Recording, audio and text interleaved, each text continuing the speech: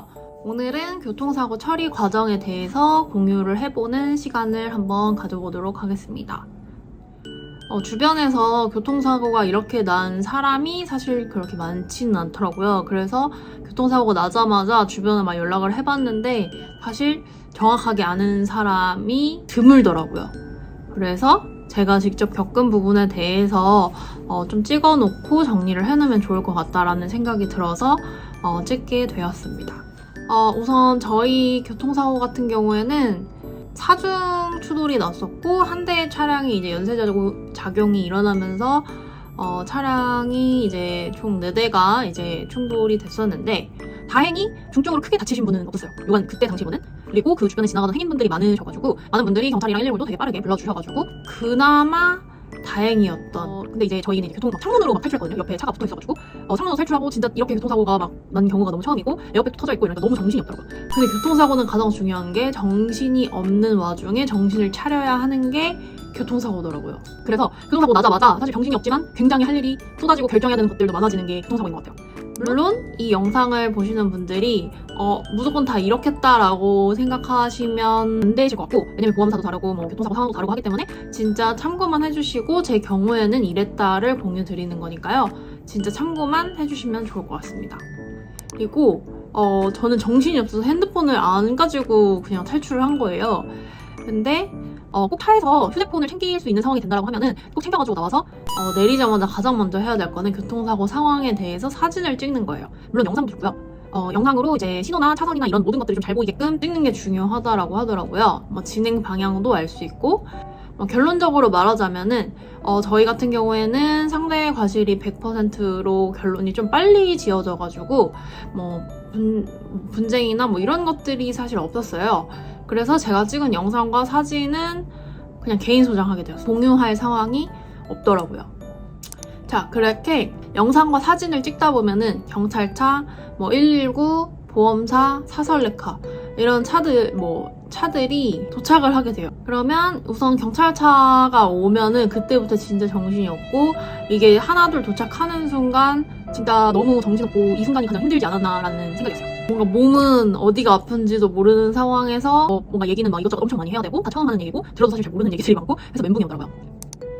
우선 경찰분이 오시면 차량 정리랑 경위 조사를 하시는데 저희가 차선을 다 막고 있어가지고 경위 조사를 하신 뒤에는 차량을 이리저리 옮겨가지고 차선을 뚫어주세요.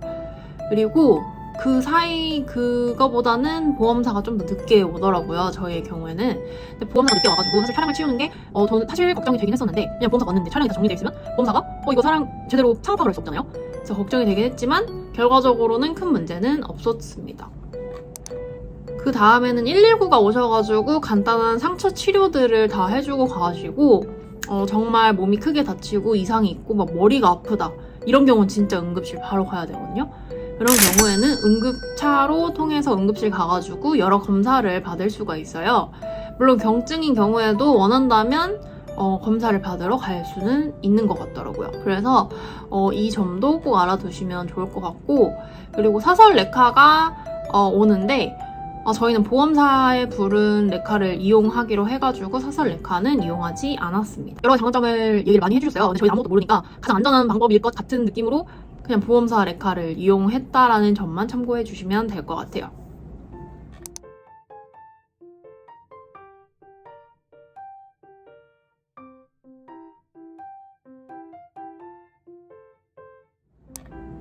다음은 저희가 이제 병원 방문인데요. 물론 그때 이제 낮에 사고가 났다면 바로 병원에 갈 수 있지만 밤에 사고가 난 경우에는 이제 바로 갈 수가 없잖아요. 그래서 그 다음날 아침이 되자마자 저희가 병원에 방문했고요. 병원에 이제 검사를 받고 입원을 하게 되었습니다. 물론 병원 가기 전에 한 가지 할 일이 있는데요. 과실이 100대 0인 상황이어서 심플했는데 보험사의 지급보증이라는 게 있어요. 말 그대로 저희가 이제 돈을 따로 낼 게 없고 보험사에서 바로바로 병원으로 그냥 지급해주는 걸로 알고 있어요. 그래서 보험사에 전화를 해서 제가 이용할 병원의 팩스 번호를 알려주면은 그쪽에서 이제 지급보증 서류를 전달하시나 봐요. 그렇게 되면은 접수도 빠르고 돈이나 이런 것들을 자비로 저희가 먼저 낼 일이 없습니다. 그래서 저희는 병원에서 뭐 진단서나 서류 끊을 때는 저희 자비를 이용했었는데 그 외에 뭐 치료 비용이나 뭐 입원 비용 같은 것들은 보험사랑 병원이 알아서 해결이 되는 것 같더라고요. 그래서 지급 보증을 해 놓으시고 그 다음에 병원을 방문하시는 게 좀 더 심플할 수 있을 것 같아요. 저희는 이제 검사를 받고 입원을 했고, 참고로 입원 같은 경우에는 교통사고의 일로 뭐 3에서 한 5일 정도 병원마다 다른데 그 기간 내로 입원을 해야만 한다고 하더라고요. 입원 기간 같은 경우에는 저희 같은 이제 경증이다 라고 하는 경우에 사고일로부터 최대 14일로 들었던 것 같아요. 물론 중증인 경우에는 완전 다르고요. 저희는 이제 경증, 근데 이제 경증이면은 통원해도 되지 않나 라고 생각이 그냥 일반적으로는 들잖아요. 근데 막상 이제 해보니까 이제 경증이라고 해서 빨리 회복이 되는 거는 아니더라고요. 저 같은 경우에는 경증이어도 통증이 뭐 그렇게 심하다가 아닐 뿐이지 그 증상이 뭐 일주일이나 막 2주 뭐 이렇게 가는 경우도 있고, 그러다 보니까 증상이 되게 오래 지속되다 보니까 이런 상황이 처음인 사람인 경우에는 이대로 평생 이런 증상이 있는 거 아니야? 라는 생각 때문에 되게 좀 무섭더라고요. 다행히 그래서 경증이어도 가능하면 입원을 꼭 하라고 저는 하고 싶은 게, 입원을 하는 경우에는 하루에 2번 치료를 받을 수 있었고 통원인 경우에는 1번이더라고요. 그리고 일상생활을 만약에 하면서 치료를 받으면 아무래도 뭐 여기에 이제 뭐 근육이 다쳤다라고 하면은 여기에 힘을 주면 안 되는데, 일상생활 하다 보면은 아무래도 여기에 힘을 주게 될 거란 말이죠. 그러면 이 근육이 빨리 풀어져야 되는데 잘 회복이 더딜 수밖에 없는 거죠. 그래서 빠르게 뭔가 솔직히 그 4주 안에 빠르게 회복하는 게 가장 중요하다라는 생각이 딱 들었는데, 그래서 그 빠른 회복을 위해서 저희는 입원을 하고 치료에 집중을 해가지고 좀 진짜 열심히 치료만 받았던 것 같아요. 근데 이건 병원마다 다른지 아닌지는 사실 모르겠어요. 그 다음에 이제 입원을 하는 중에 경찰분께 연락이 오세요. 그럼 그 경찰분이 뭐 블랙박스 영상, 뭐 경위서, 진단서를 요청을 하세요. 그럼 블랙박스 영상을 입원 전에 미리 메일로 좀 보내놨고, 왜냐면 입원을 하면은 외출이 좀 불가하잖아요. 그 다음에 경위서는 아이패드로 작성을 하고, 그 다음에 진단서는 병원에서 끊어서 이 3가지 서류를 경찰분께 메일로 전달을 하게 돼요. 그래서 이런 컴퓨터 작업들도 좀 생기더라고요. 그래서 이 점을 참고하시면 좋을 것 같고, 그리고 경위서를 쓸 때 그 운전면허증이 아무래도 좀 정보 때문에 필요하더라고요. 그래서 그 부분도 같이 꼭 챙겨두시면 좋을 것 같아요. 그냥 운전면허 번호를 외우고 다니는 사람은 사실 없잖아요. 그래서 이 점도 참고하시면 좋을 것 같습니다. 그다음 치료 과정인데, 교통사고가 나면은 사실 들었던 말로 뭐 통증이 옮겨 다닌다, 뭐 통증이 점점 심해진다, 뭐 없었다 심해진다 라고 했는데 진짜 그 말이 맞는 것 같아요. 사실 저희가 교통사고 직후에는 어디가 아픈지 진짜 몰랐어요. 그게 뭐 심장도 떨리고 막 아드레날린이 막 분비돼가지고 막 상황 정신은 없고 이러니까 이게 통증이 그게 잘 못 느낀다고 하더라고요. 근데 그 다음날부터 조금씩 시간이 지날수록 막 여기가 저리기 시작하고 아프고 막 다리를 쩔뚝이고 막 이렇게 시작이 되더라고요. 치료 기간 같은 경우에는 경증은 4주 동안 뭐 추가 진단서 제출이나 이런 거 없이 받을 수 있거든요. 대신에 치료 기간 4주 중에 이제 3주 같은 경우에는 매일 치료를 받을 수 있고요. 4주차부터는 일주일에 3회만 받을 수 있습니다. 근데 만약에 그 이후에 치료가 필요하다라고 판단이 되는 경우에는 진단서를 제출하고 추가로 치료를 받는 경우도 있다고 하더라고요. 저희는 4주 동안만 딱 해서 마쳤고요. 폐차 처리예요. 폐차 처리가 사실 손이 많이 갔던 것 같아요. 왜냐면은 그 그대로 차를 사고 현장 가져갔기 때문에 거기에 짐이 저희가 다 있잖아요. 사람에 부탁해서 그 짐을 우선 빼야 되고요. 그 다음에 폐차의 그 처리 무슨 신청서 같은 거를 내야 되고요. 그 다음에 차량 등록증도 드려야지 됩니다. 이렇게 서류도 뭔가 왔다 갔다 할 게 필요하고, 짐도 빼야 되고, 그리고 짐도 그거 나중에 다시 받아야 되고 하는 것들이 좀 있더라고요. 그리고 폐차 기준 같은 경우에는 그 보험사마다 조금씩 다른 것 같은데, 어디에 검색해봤을 때는 보험 가액을 기준으로 뭐 수리비가 더 나오면은 전선 처리가 된다. 뭐 중고차 시세보다 수리비가 많이 나오면 전선 처리가 된다. 그래서 중고차 시세보다 수리 비용이 더 많이 나와서 폐차 처리로 최종 확정이 되었습니다.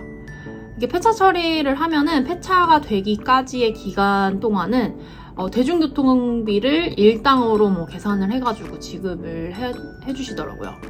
이게 렌트로 선택이 가능한데 저희는 차를 끌 게 아니라 진짜 이번에 치료에 집중을 할 거기 때문에 렌트로 선택하지 않았습니다. 그리고 추가적으로 폐차를 하면은 취등록세도 일부 지원이 가능하다고 하더라고요. 제가 정확하게 기억이 안 나는데 중고차 시세의 뭐 7에서 10%인가? 그 정도의 금액까지를 지원을 한다고 들었습니다. 그래서 나중에 차를 추가로 구매할 때 이제 보험사를 연락해서 취등록세 지원을 받으면 될 것 같아요. 그 다음은 합의금인데요. 사실 저희 같은 경우는 상대의 과실이 이제 100%인 상황이어서인지 아닌지 사실 뭐 합의를 어떤 식으로 다른 분들이 하시는지 모르겠지만 크게 왔다 갔다 할 일이 없어서 합의는 생각보다 빠르게 끝났어요. 합의라는 말이 무색하게. 그래서 그냥 거기에서 뭐 약간 설명해 주셨고 뭐 어떤 금액들이 책정이 되었습니다 라고 해서 빠르게 전화 한 통으로 끝났고요. 그 당일에 계좌 정보를 드리니까 당일에 바로 입금이 되었습니다. 우선 저희도 이게 교통사고가 처음이어가지고 진짜 너무너무 멘붕이었고, 지금 말씀드렸다시피 제가 진짜 엄청나게 많은 말을 했잖아요.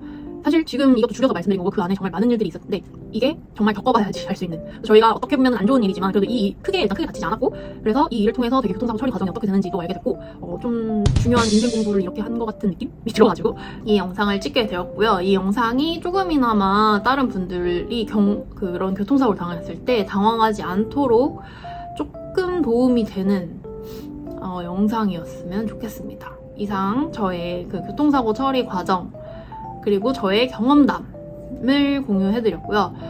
절대 이거는 이제 일반화 될 수는 없고 뭐 과실도 다 다르고 보험사도 다르고 뭐 상황들이 다 다르기 때문에 정말 순수히 참고만 하시고 교통사고 나면은 이런 상황들이 있네 정도만 참고하시면 좋을 것 같습니다. 그러면 지금까지 봐주셔서 감사합니다.